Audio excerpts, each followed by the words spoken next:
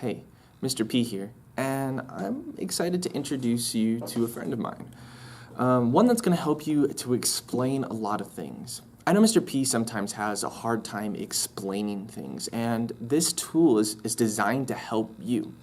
And I hope you, after this video, decide to make one on your own and keep it in either your desk or your book bag, or maybe you just keep it at home in order for you to help explain things. We're going to be using this strategy a lot throughout the year, not just in science, but in a lot of different subjects. So it's really good to get used to it right now so that you can be good at explaining things.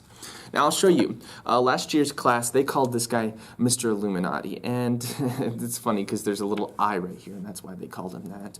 But we can make up our own name to call him whatever we want. We can call him a general name like Fred, or you can create your own name. Maybe that's maybe something you could comment on after the video's done.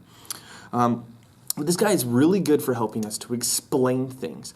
Now, each of this guy has a color or a kind of a design that's important to him. I'm going to go through it really quick, and then I'm going to slow it down and break down each one of these. So this top guy is green, and he stands for group. So when you're thinking about a word or maybe a phrase or something, and you're thinking, think green group, all right? So what group does that thing belong to? Blue do. What does it look like for the eye? What is it made of? That's why it's wood. The pink parts. Where can I find it, and what else do I know? So these are all of our part of our Mr. Illuminati, or whatever we want to call him. These all are a part of him, and they help us to explain a word. So let's think of just a general word. We can think of something that's not that hard, just so that we can explain it right away. So the word I'm thinking of is dog. Now, when I start off with green group, I can think of a lot of groups that dogs go into. Well, there's wolves, there's German shepherds, there's golden retrievers. There's a whole bunch of different groups that I can classify dogs in. So there's lots of groups that I can explain. And this whole tool is used for explaining things in better detail. So lots of groups where dogs can go into. What do dogs do? Well, dogs do a lot of things. They're a companion for us. They lick. They wag their tails. They do number two too. We'll stop on that one. What do they look like? Well, dogs can look like in all different shapes, right? The general dog, right, has 4 legs, a tongue, a nose, usually kind of a wet nose, and fur, right? Hair to cover itself. All right, what is it made of? Well, it's made of organs, it's made of blood, it's made of cells, lots of different things that go into it.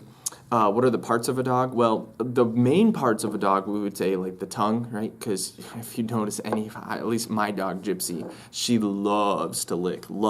So that's one part of a dog. And also her tail is always going, always wagging, all the time. So a part could be a tongue, a tail, a nose, the fur. That might be important. The fact that they have 4 legs. So those are important parts that we want to include with our dog. Where can you find dogs? Well, you can find dogs in the wild, like, for example, wolves would, like the brother of dogs, if you want to consider them. They're found in the wild, but they're also domesticated dogs, right? That's what we call dogs that stay in our house. They're domesticated dogs.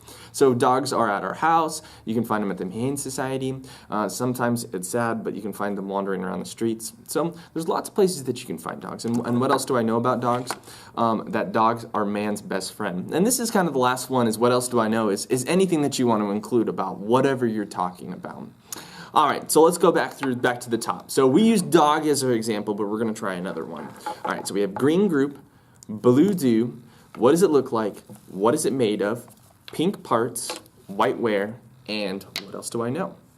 And so we can actually do a little tune to it to get it down in our brains a little bit better. All right, you ready for this? Green group, blue do, what's it look like, what's it made of, pink pots, white wear, what else do I know? If you didn't know that tune, that was Whip and Nay Nay. So if you want to know it for good, you can know the Whip and Nay Nay and get it down right in your head. Right? We're using Mr. Illuminati, or whatever you want to call him, as a tool for us to describe things better. All right? We're using it as a tool.